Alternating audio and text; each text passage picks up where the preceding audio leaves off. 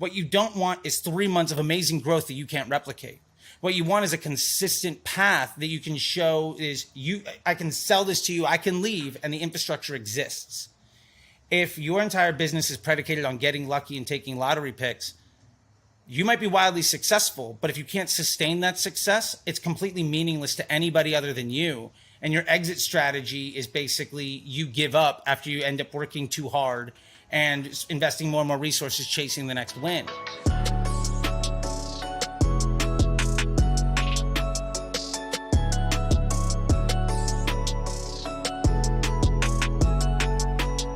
Welcome back for another episode of You're Not Your ROAS. I'm joined with one of my faves. Me and him go way back. We actually had a podcast together. I was actually under his tutelage at one point. We helped launch his Facebook together. He's possibly the most blocked man on DTC, and he's trying to change that, people. And here's the PR tour starting here. I caught him right before Europe.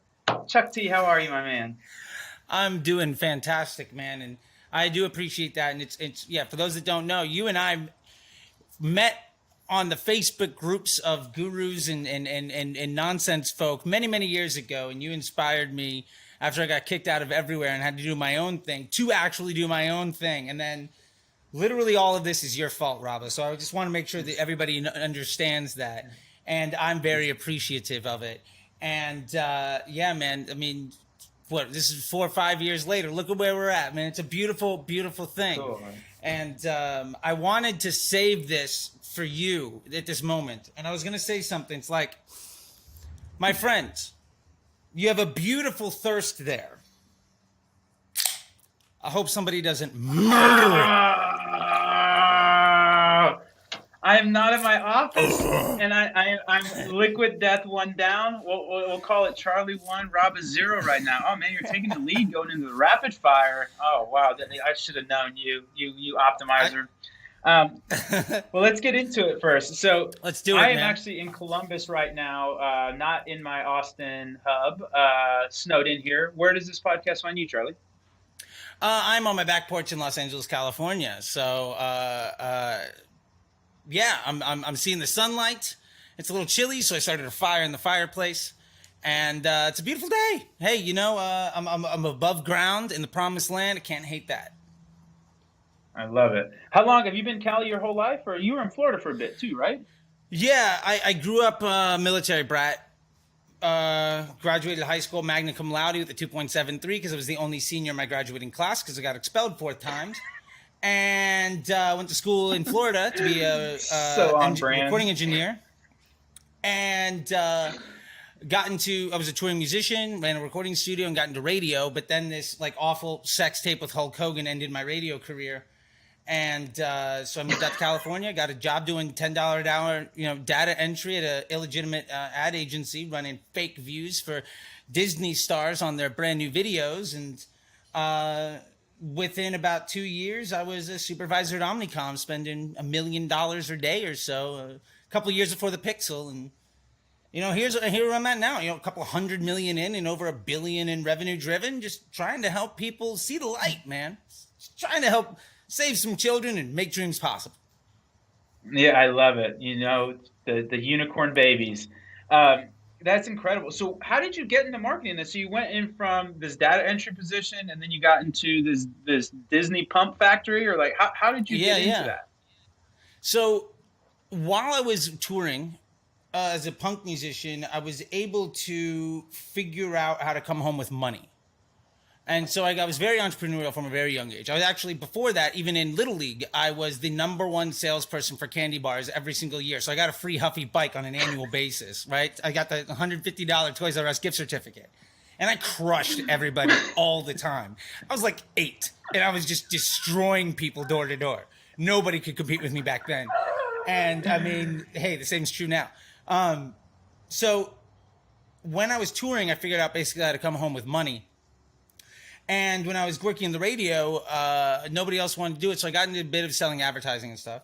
And ultimately what happened is I started to figure out how to run festivals for money. I used to throw my own festivals. And ultimately what occurred is people started to ask me to help them back in the day of MySpace bulletin boards and ICQ and AIM and shit like that. How do we get money, right? How do we make stuff work? And long story short, I was able to put myself through grad school, and I got an MBA, Harvard Business Review, from a professional college that was aligning themselves with military bases. It was basically a decades-old relationship between Harvard and the United States military. Basically, had satellite locations all around the country.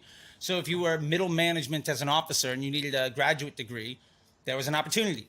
My parents both are military. My dad happened to be a professor of theoretical mathematics at that university, so I got kind of legacied in. And through night school, I got my MBA in marketing and business management that built on my bachelor's degree in music business management and my associate's degree in recording arts. So basically, I stayed in college because student loans were nice and I couldn't keep a job. And that put me out into a space. And when I landed in LA, I was working $10 an hour. I was 5 to 6 years older than everybody, but I had an MBA working a data entry job. And I basically automated my entire workflow. There was 10 of us in the office. I was doing the work of 20, and I watched all of the Wire at my desk in about 2.5 months, which tells you about how much work I was putting in. And incredible show, by the way. Absolutely excellent. Top tier. And Top tier. you know, that agency went under. I stole some of their clients. The biggest client fired me because they put some money into Facebook ads. They were like, "Hey man, no harm, no foul," but I put $100 in Facebook ads and did better than I'm paying you $2,000 a month for on organic growth hacking. And so I licked my wounds, ate like shit, and the next day I put my credit card into Facebook, started promoting my band, and within a year and a half, a year or so, I was 7-figure daily spends. That's crazy. What, Dirty Cakes still, or is it rebranded? Dirty Cakes back in the day, yeah. Yeah, see, I know. Dirty Cakes. Yeah, man. I did the research. There you go. We stalked you. That's cool, man. I actually had a similar experience. Yeah? Well, with the having the credentials in a really, not demeaning, but, I had just graduated with my economics degree, and I didn't really know what I wanted to do, and so I just moved back to Indy, and I went back to the job I had before college, which was selling women's shoes at Nordstrom's, like the fancy women's shoes. And man, you'll never see entitlement until you talk to some rich women that oh man, it was brutal. And then you'd have these really unique discussions of like, oh cool, what do you want to do with your life? Like, oh, what did you just do? Oh, I just graduated. Oh, that's cool. From what? Economics. And then you just get these weird looks of like, why are you selling women's shoes? And so it was very, very similar in that vein of like you having an MBA and doing data entry. Like that's definitely a gut check. I love that, man.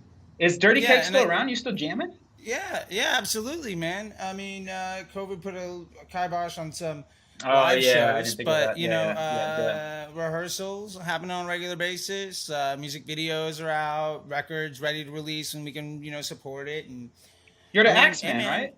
Yeah, at least once a week I'm in a loud room with giant fucking speakers playing guitar and a lot of fuzz. And what I lack in talent, I make up for in distortion and gumption. And we have a lot of fun. I love that. How'd you get into playing the guitar? Is music in the family or? Yeah. My dad had a guitar in the house, and he played in a church band and some bands in college. And I stole his 12-string when I was 8. And then I built a guitar in wood shop in 9th grade, and I had the bug.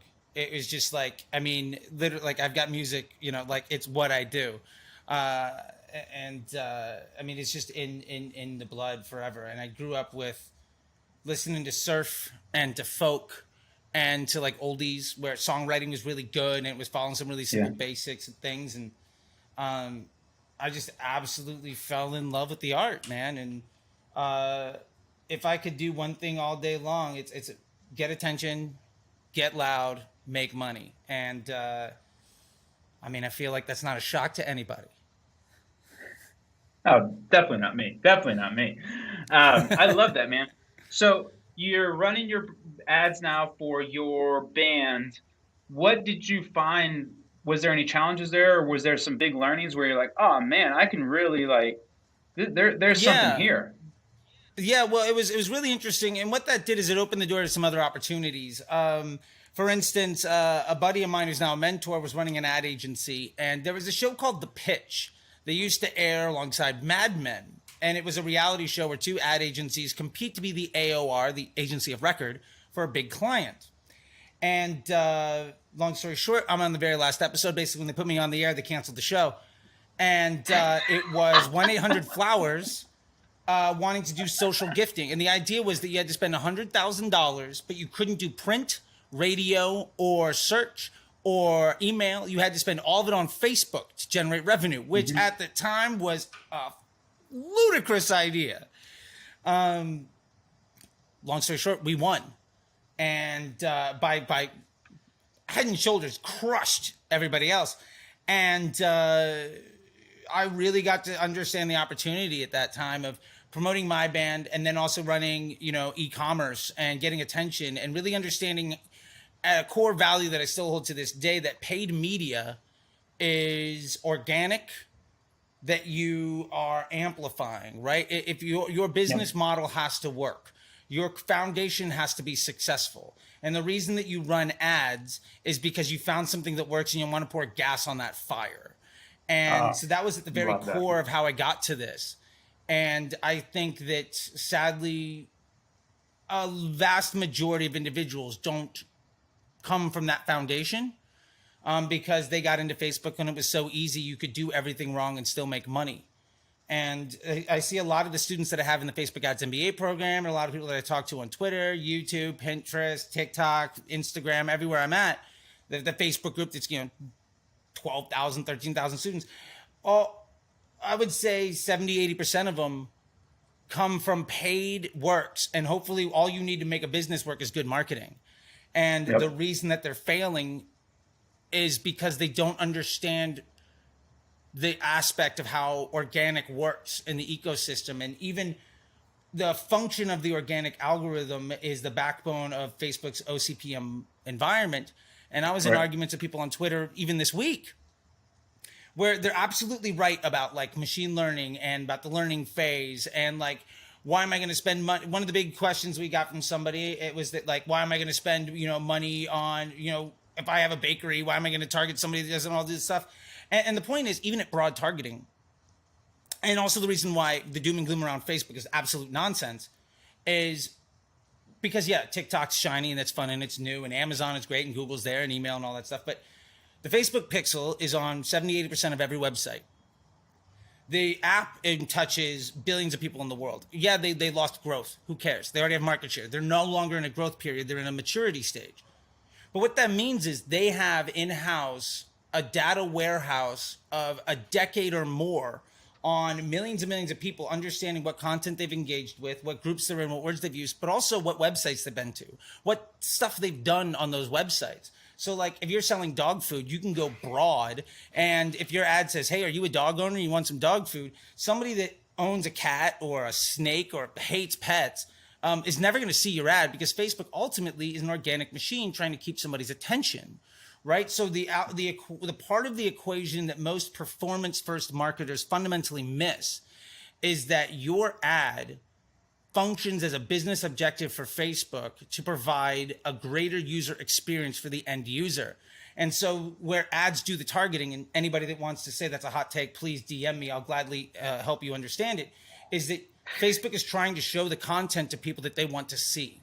And that's one reason why interest groups are terrible for you, because what you're doing is you're forcing a bad experience on people, and it costs you extra. You have to pay a premium to force a bad experience, which is why your CPMs are $30, $40, $50. Like if your CPMs are over 20 or you're using ABO or interest groups, what that tells me more than anything is you don't know how to creative test properly at broad. And that's a big gap that most people have because they're not coming from the idea that content is meant to give somebody an enjoyable experience. And if you don't give a damn about the customer and you don't appreciate the value of your relationship with your business partner, you are going to struggle at business or any relationship. If my wife came to me and said, this is what she wants me to look like and this is the way she wants me to behave and these are the things she needs from me, and my response was to give her the middle finger and try to make money, it's not going to last. And there's absolutely no reason that Facebook is any different, or Instagram, or YouTube, or Pinterest, or TikTok, or any OCPM platform. And Pinterest is a gray area between CRM and search and optimize CPM, but ultimately Facebook did that better than everybody else. Their market share is indomitable. And if TikTok crushes for the next 3 to 5 years, they would need one to get adoption from 75 to 80% of everybody in America. Plus, there's tons of countries that ban it outright. They would need their pixel placed on 75 to 80% of websites. And at that point, they are going to have a data disadvantage on volume and integrity and context of what Facebook already has today. So when people are bearish on Facebook, my reaction to them is that you have to understand you've been spoiled up to this point. And yes, there's plenty of opportunities for arbitrage in other places. But if you're trying to grow a business, if you're trying to get awareness, there's $100 a day play and there's $1 million a year play. And especially if you want business growth, especially if you want to exit your business, especially if you want investors, what you don't want is 3 months of amazing growth that you can't replicate. What you want is a consistent path that you can show is I can sell this to you, I can leave, and the infrastructure exists. If your entire business is predicated on getting lucky and taking lottery picks, you might be wildly successful, but if you can't sustain that success, it's completely meaningless to anybody other than you. And your exit strategy is basically you give up after you end up working too hard and investing more and more resources chasing the next win. And I know that just because I've taken plenty of brands to market, and investment bankers and public. And I think that that's a core misunderstanding that a lot of people have. And I was lucky enough to be an organic growth hacker in the very beginning, literally trying to hack the HTML code of MySpace bulletin board posts to get more people to show up to an open mic night. Like, that's where it started. And there's absolutely no difference between that and running a $100 a day, $10,000 a day, or $50,000 a day e-commerce brand. It's the exact same principle. It's just a matter of scale of the application. And yeah, so that's a long-winded story of how I got there. I don't even remember the question, but that's, I think, what the biggest message I really see all the time with people, and the advantage that I had, and I was lucky enough to be the guy that could be the organic growth hacker. Got a job as a supervisor at an international conglomerate ad agency because I was on television. I had proven that I was the best on that show. And nobody else wanted to do Facebook because it was the ugly stepchild, because Facebook was a crazy idea. It was the weird thing that nobody wanted to mess with. And so I got all the Facebook contracts. And because I went to, I got a legit MBA in marketing and business management, I could run really high quality case studies. And because when Facebook would come trying to sell their wares and influence people to like, hey, maybe you should start advertising on Facebook because we think it's going to be big, I was the only person they ever talked to, which means I got millions and millions of dollars of case studies, and I got to develop the product with the engineering and the product team and the measurement team. A lot of the folks that are in leadership positions now, I met when they were, month one into the business. So I was at a very core element of just being in the right place, the right time, the right opportunity, the right preparation, in a space where everybody knew that they needed somebody, but nobody wanted to do the work. And I was just stoked that somebody gave me like health insurance, because I just used to being a junkie musician, like begging my parents for money so I could buy cigarettes and food today. So like, I was very lucky, and opportunity and preparation met in a time where nobody else was doing stuff. And so I was lucky to be at the point of being, the tip of the spear on stuff like lead gen ads. I literally did the case study to prove it. Or DPA, same thing there. Canvas, which failed miserably, but whatever. And to the point when Facebook released, when Facebook, was starting to talk about Power 5 and CBO and creative testing and advanced matching, I had 7 or 8 figures of Facebook coupons to teach them what to do. And ultimately, the disruptor group are the people that teach the reps what to teach others. So by the time agencies and gurus are teaching lessons, what it means is it's their version of interpreting what a rep taught them 6 months, a year or two before. And that rep is teaching them something that a disruptor figured out 6 months to a year or two before that. So a lot of the folks that are complaining about the future of the platform are at best 2 to 3 years behind what they should be doing. And the gap between best practice and practical application is so vast that literally Facebook could stop investing in any innovation, and you would have 3 to 5 years of runway of continuous improvement. So I'm super bullish on the future of all of it, and I've kind of staked my claim on it for sure. And I mean, it's the same type of conversation of saying in 2001 nobody can innovate in email anymore, so it's stupid. Or in 2008, people are like, look, there's just no way to innovate or create new change inside of Google anymore. And the engineers are frustrated because they can't get anything else off the ground. And the seniority is just trying to push things. But you already have a Ferrari in the garage. Just because you're trying to build a spaceship doesn't mean the Ferrari isn't better than somebody else's, 89 Honda Civic. Much love to the 89 Honda Civic, but the Ferrari's going to crush it, right? And so, yeah, like I said, I don't even remember the question, but that's the answer to it. That is Charlie in a nutshell. I don't remember the question, but that's the answer to it. So there's a lot to unpack there. I love it. So to be fair, the market does not agree with you. Facebook took an absolute haircut, like a really, I think, plus 20 some. So you're buying the dip? BTD? Oh, I have FANG. I have FNG, triple index. Okay. Yeah. Okay. So I don't care. You're in there. So a couple counterpoints there.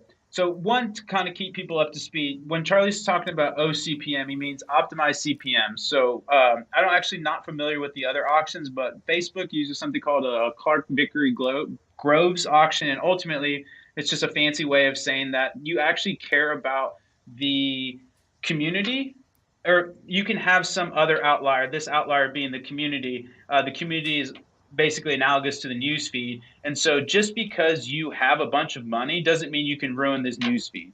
And so that's why you have those bear bids, right? Where you have your bid, your estimated action rate, and then your internal and external ratings. And that's actually how you're getting into things, or that's how you're winning impressions in the auction. It's not just based on a proper, how much money do you have?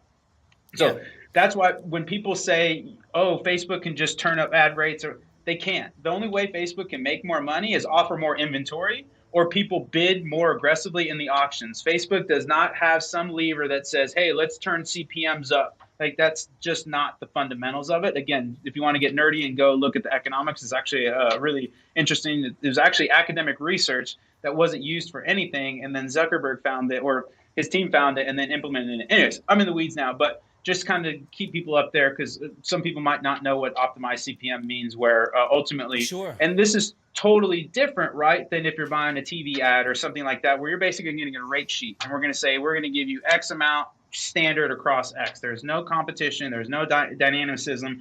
You're going to pay X amount of impressions. Your CPM is here, and you're going to get this many impressions, and then you're going to pay at that rate. And so that just kind of tidying that up. Yeah, absolutely. And email, television, programmatic, display, native, those are all what we call inventory-based systems. And Pinterest and Google and Bing are all demand-based systems. Yep. And what Facebook brings to the table, what the optimized CPM environment brings to the table, is a qualitative metric on the cost of that inventory and the delivery of those impressions. So if you provide a good service to Facebook's bottom line, you're going to get preferential treatment in cost and delivery, which ultimately spikes your overall impression rate, which is why CTR is completely irrelevant. And I want a low one because that means I reach way more people. And why CPC is irrelevant, because it's a metric of an output of 4 other things that's not actionable. And why even CPM is just a canary in the coal mine of saying, how good are you as an advertiser? And the honest truth is, if you're paying over $20, $30 CPMs, there's a dramatic improvement you can make on your business just by testing better, or by getting rid of high cost inventory that is hurting you on the bottom line, or just improve your customer service. What happens after the click is fundamental to your cost of advertising on the platform.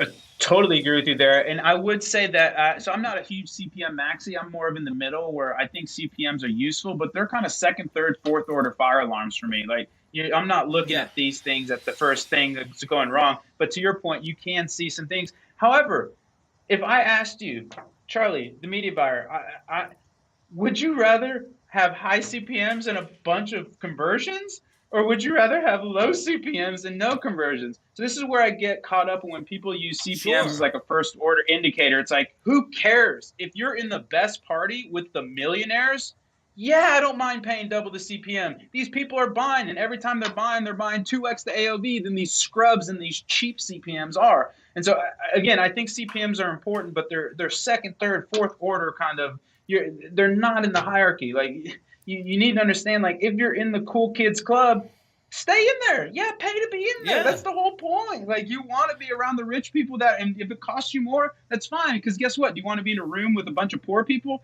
And I don't mean to sound condescending. I'm probably using a bad analogy. No, but at a high get my AOV point. product, you're making the point. Yeah, and to that point, I think I will tell people, and I'll die on this hill. The only two metrics that matter, honestly, there's only one metric that matters, but I'll give a qualification for second best, is spend. After spend, it is volume of conversions. But let me make three really clear statements. Number one, reporting is never going to be accurate. Number two, attribution is a complete nonsense lie built by digital marketing platforms to convince ad agencies to spend more money that they then taught marketers, and that was a generation ago, and people just still haven't been able to see through it. And number three, incremental lift is the only thing that matters. If you can't answer this question, if I spend more money here, does that generate a higher profit? And which investment is of the highest quality for me, that is most sustainable and the highest value asset for my business objective? If you can't answer that question, then you're dead in the water. And that is what the ecosystem ROAS doc that I built back in 2018 answers in a simple Excel spreadsheet, because I had a boss that was spending $100 million on television. Her attribution model was 5 minutes after the infomercial aired. Like, there's no pixel, but she was able to run $1 billion business doing that. And she left that and came to what we were doing. And I had to go in there 1 million times trying to prove the value of all of this stuff. And when I couldn't answer those questions, I realized I was trying to give a nickel answer in $1 million question. And so many people at the CPM, CTR, CPC, ROAS, all of these things, you are still so focused in the box that you can't see the forest for the trees. And the sooner you start looking at incremental lift across your entire ecosystem, the sooner you stop giving a damn about everything that people are worried about. Because you ultimately say, how do I make myself the best business partner to my vendor? And how do I maximize the opportunity? And if I'm maximizing the opportunity, I'm getting better every week, every month. Does that ultimately benefit my business? If the answer is yes, great. If the answer is no, awesome. We got an action plan. And really it comes down to, maybe you have 3 yeses. Well, which one causes the most lift if you have a limited budget? Or if you have an unlimited budget, what's the correlation between them? And if you can't answer those questions, if you're not looking at your media buying in that way, then you're going to be really struggling. And the answer to all of those questions, none of those answers are ABO or creative type or bidding model. Those have nothing to do with it. Those are distractions of really shiny objects that ultimately prevent you from solving the $10 million problem because you're trying to figure out the $1,000 issue in front of your face. And if you go down the road of trying to solve for all those problems, yes, you're going to get somewhere. You can work harder and by force of will make things happen. Maybe you can get from 1 million to 5. Maybe you can get to 10. But you're never going to get to 100 because you can't work 10 times, 20 times harder. And ultimately, the more of these moves that you make predicated on the idea of disrespecting your customer and your business partner, the harder it is to even maintain that 6 months from now, a year from now. And the majority of folks that I see struggle are, I will say this, I don't see people that have figured out creative testing it broad, auto placement, auto bid, with dynamic ads and a CBO. I don't see those same people also saying that they're worried about the future. And the people that I do see constantly raising red flags and liking other people's tweets and championing other people's insecurities, they're all the ones that also aggressively avoid adopting what Facebook's been asking them to do since 2018. And again, it's a relationship. And if somebody tells you what they need from you in that relationship and your response is give them the finger, don't be upset when that relationship goes poorly. You can go out and try to find 3 other people to take advantage of, but eventually you're going to run out of room. And there's a big difference between trying to spend $1,000 a day at a profit and trying to build a $100 million business. And I'm in the business of giving people the knowledge, the awareness, and the expertise to make that shift. And I always tell people, like, if you're a media buyer Your job isn't to spend that 500 a day, that 10,000 a day at a profit. That is not your job. Your job is to figure out, if my spend is $1,000, why can't it be 3? What is wrong in the business that prevents me from tripling my acquisition budget?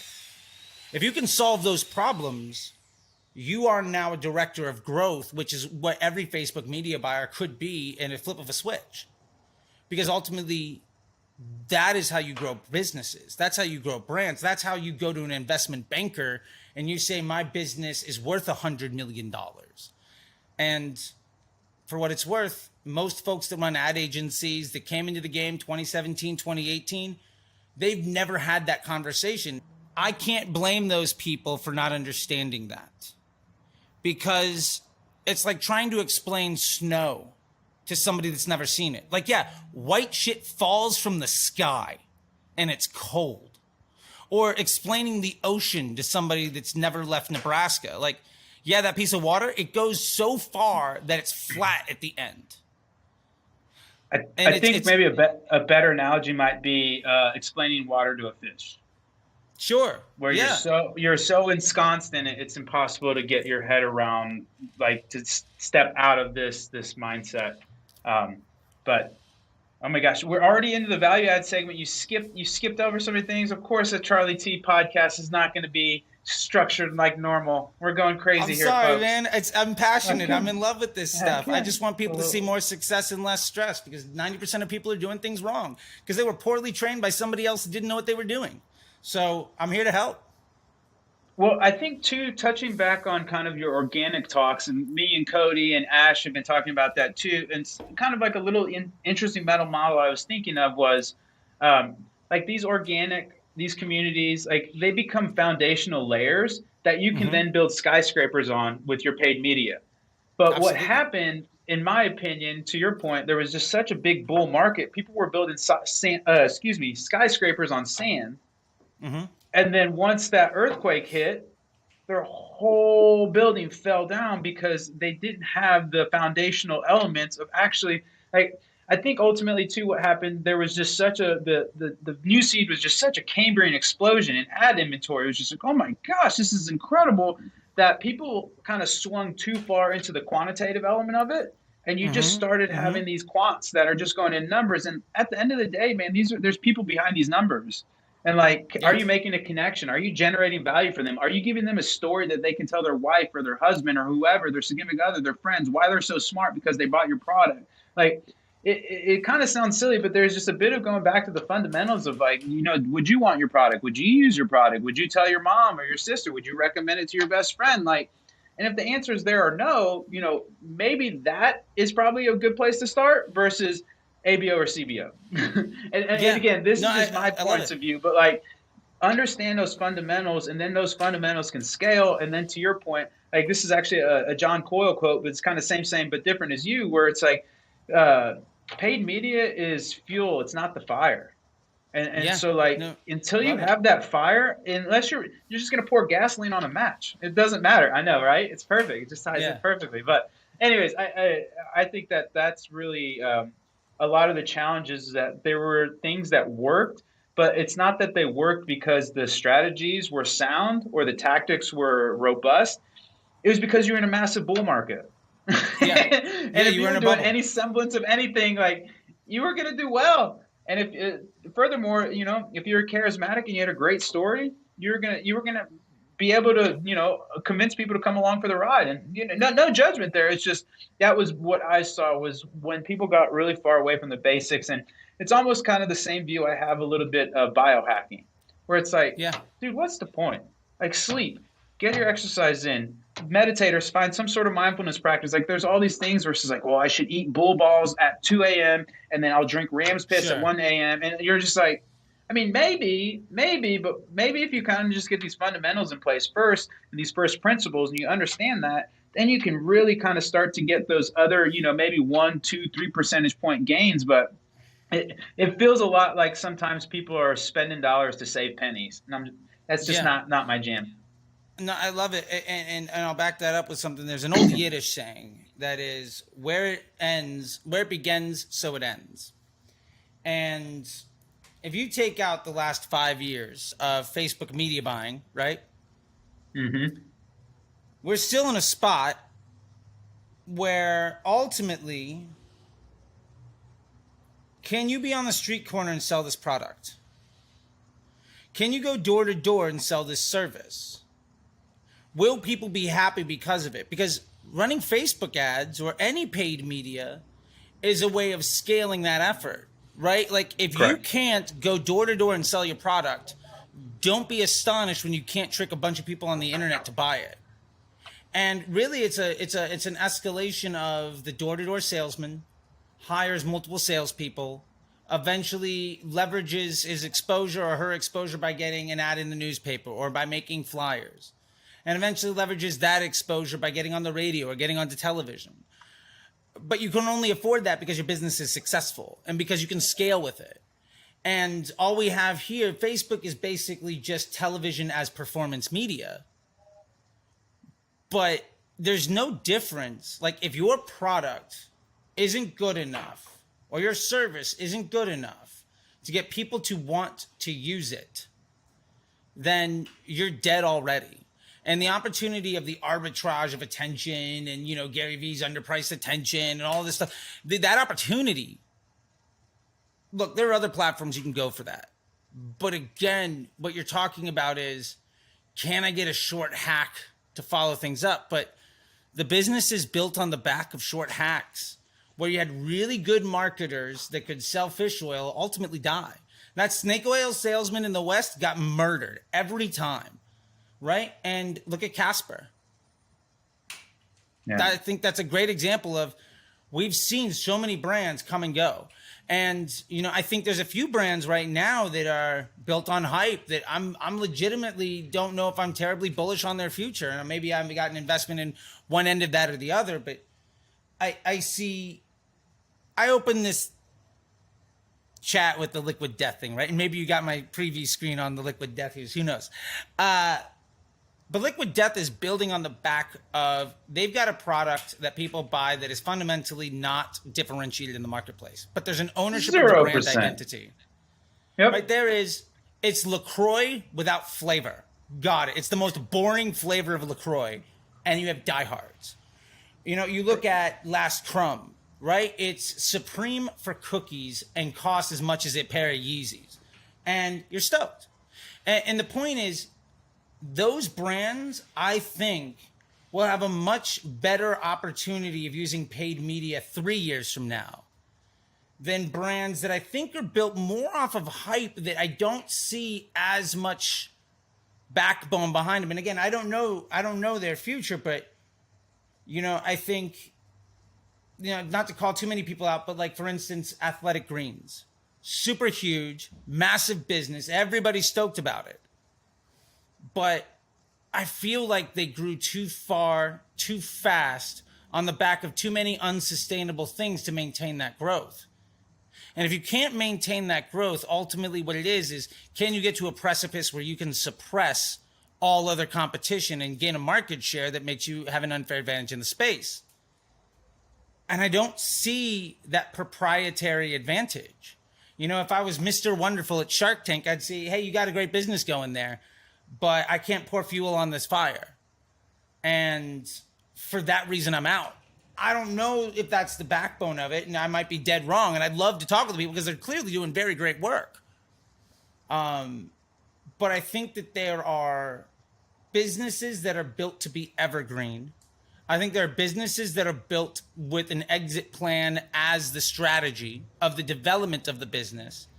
And then I think there are 95% of people out there just trying to spend money to make money today that aren't looking more than a month or a year out and have no concept of these things. And I just say that because I agree with you. That Cambrian explosion just changed the world so that so many people don't understand that that's not what it is, right? Like Game of Thrones, winter is coming, right? Yeah. Like we are here. Can you beat the Ice King? And the honest truth is, 90% of people can't. Yeah. So I think our responsibility as marketers that have been through this and appreciate it is to provide the education and the tools and the knowledge and the support to help those good people not lose the opportunity of achieving their dreams. And that's Yeah. one reason why I so aggressively go after people that co-sign other folks' victimhood. Because the only reason you're not succeeding right now is because you haven't failed enough, or because you're willing to say, I can't. And if those are your mentalities, you should go get a day job right now, because you are going to fail at entrepreneurism. It's just not for you. You have to get kicked in the teeth every single day and come back and ask for more. Like, if you don't have that mentality, if you're not a street fighter willing to lose, if you're not David Spade willing to get his butt kicked every single time, if you're not Joe Dirt, you're going to lose.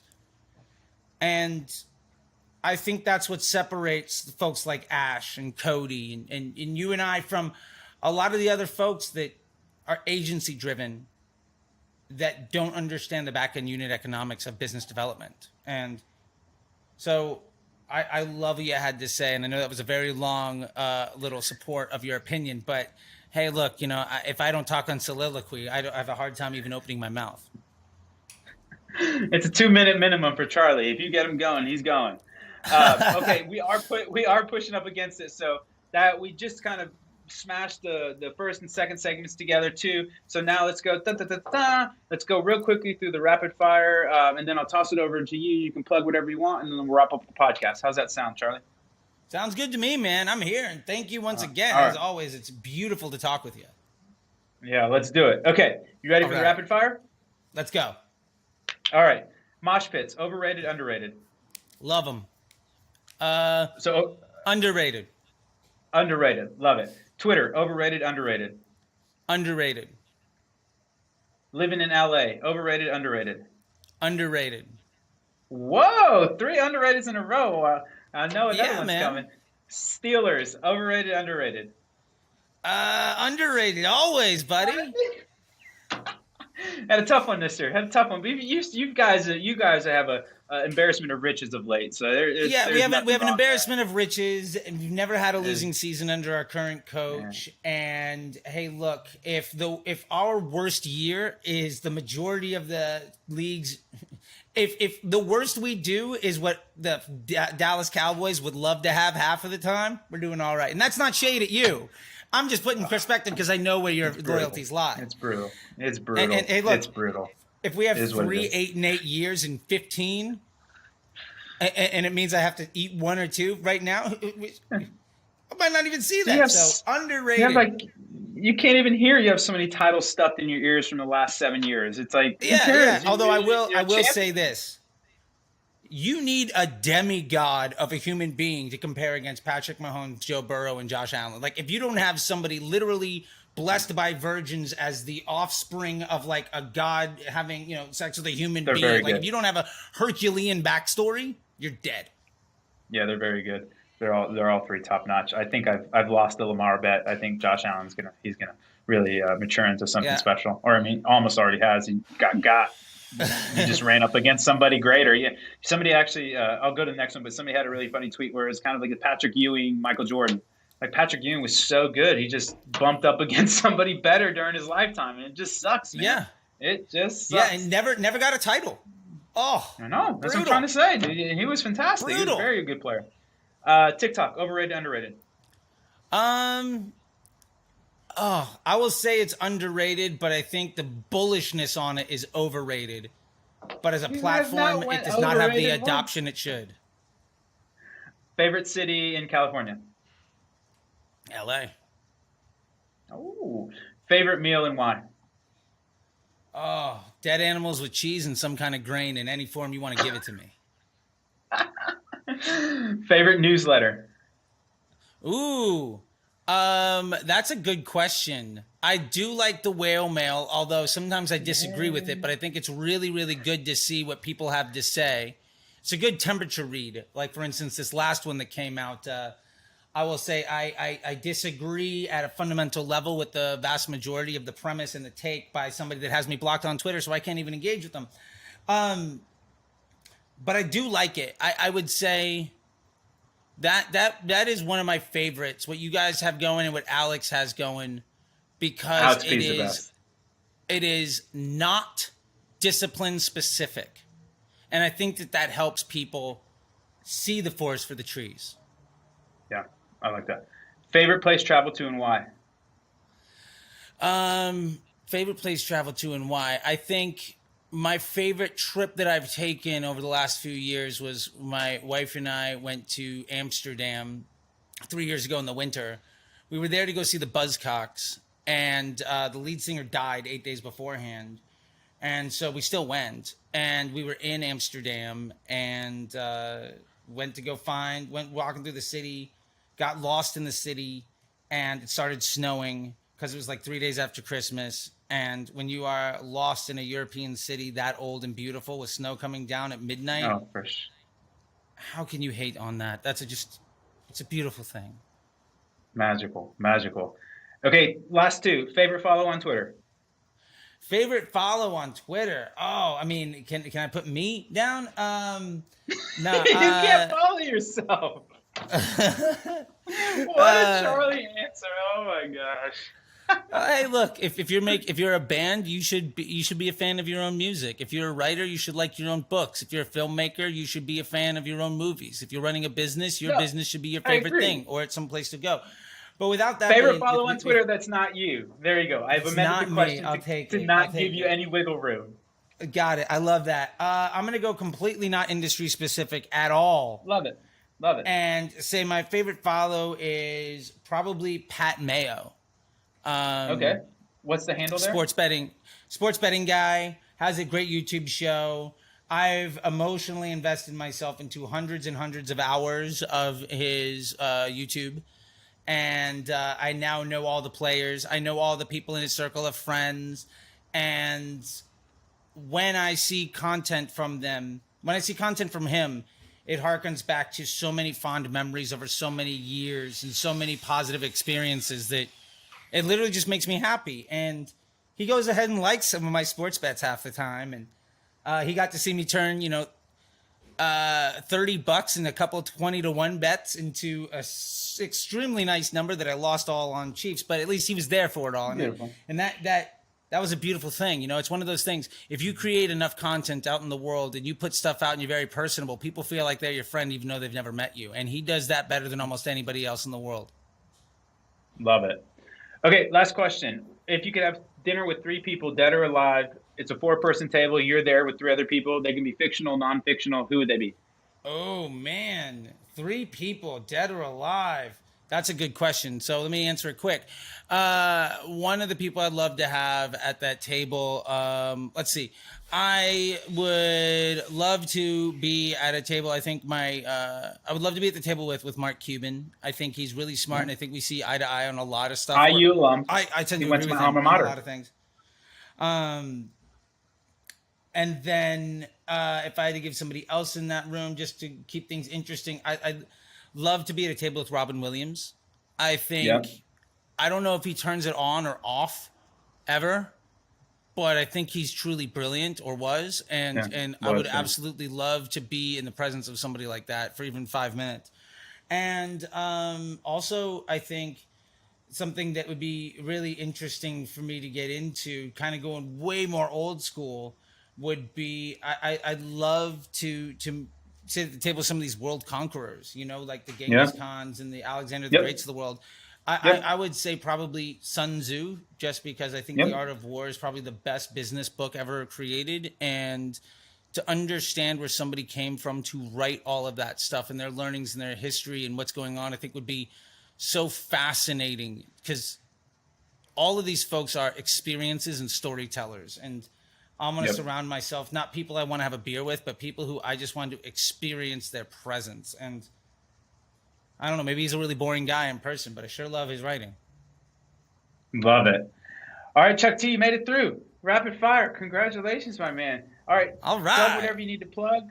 Tell people how to follow you, and then we'll wrap it up. Absolutely. So first off, thank you very much for this opportunity. I'm back. But yeah, so to plug stuff, 1, follow me on all the socials. 2, Facebook Ads MBA program is my core offering right now. And basically I teach people through the art of learning Facebook how to be business development folks, how to project manage their way to things, basically how to scale businesses, make exit strategies, and be a CMO or CEO. By covering disciplines from testing to measurement to planning to organizational structures, documentation, project management, accountability, and transparency. And I legitimately don't think I have not seen a competitive offer in the marketplace. So I highly recommend people check that out. And you can go to apply.facebookdisruptor.com to see my latest masterclass on half the things you'll learn in there. Plus you get a couple of freebies. So go for that. And ultimately, if you are willing to be uncomfortable and have your assumptions challenged by empirical data with somebody willing to have a conversation with you, I would say go ahead and follow me. I would love to have those conversations. And that is what I really try to surround myself with. I want to be uncomfortable. I want to grow. And I find that my number one objective is I have reached a place where it is more fruitful for me to spend my time sharing my knowledge and helping people succeed than to try to succeed myself. Because I'll be honest, I've made it. I'm good. And I get to put my head on the pillow every night feeling good about myself, doing esteemable acts so that I can be full of self-esteem, because my days are spent helping people achieve their dreams. And every day I get to see people be successful. And every day I get to see the light bulb go. And every day when the world is full of folks that say that you've lost hope or there's nothing there, I can be a light in that. And that makes me feel so good. And that's a fundamentally different place than I was 10 years ago. And I'll finish with that. 10 years ago, Beautiful. I was a junkie on the edge of death, struggling to make money and pay my rent. Today, I get to make people's dreams come true. And the only difference between me and anybody else is I had the experience and the time willing to do it, and anybody else can start their life over right now. There's nothing stopping you from doing it. Just be willing to say yes and figure it out. And that's the best advice I could give anybody. So, Rabah, I appreciate it, man. I don't have a signature sign-off, so I'll let you take it. But thank you very much, man. I really appreciate it. Absolutely, Charlie. It's always been a pleasure. Hey, you can find us if you want to get more involved in Triple Whale at trytriplewhale.com. We actually just upgraded our Twitter. We're at Triple Whale now. We cut the try off. It's cleaner that way. You know what I'm saying? Little shout out social network. And then we also have, as Charlie said, a really, really great whale mail publication that goes out every Tuesday, Thursday. Tuesday's a fancy essay, and then Thursday is kind of a morning boo wrap up. Chuck T, you're the man. Go sign up for Charlie's program. We'll see everybody else on the flip. Thanks so much for the time, Charlie. Enjoy Europe. Have a safe trip, and then we'll see you when you get back. All right. We'll talk to you soon, everybody. That's 19 in the books. Thanks again, Bubba. Bye. Bye.